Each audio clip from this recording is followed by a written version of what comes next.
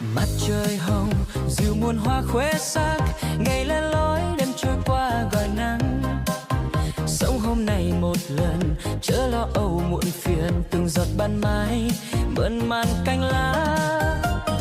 Đời còn dài bạn tôi ơi vui nhé, gạt đi hết cho yêu thương tìm đến. Khóc đi em một lần, khóc cho trôi buồn phiền, rồi bình minh tim hoan ca rộn ràng. Thế giới mới tình yêu lên ngôi, khép đôi mi nụ cười trong giấc mơ.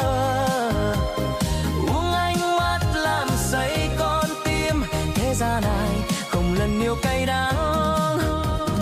Chợt một chiều ngày xanh trôi xa mãi, còn anh nhớ khi thanh xuân 18.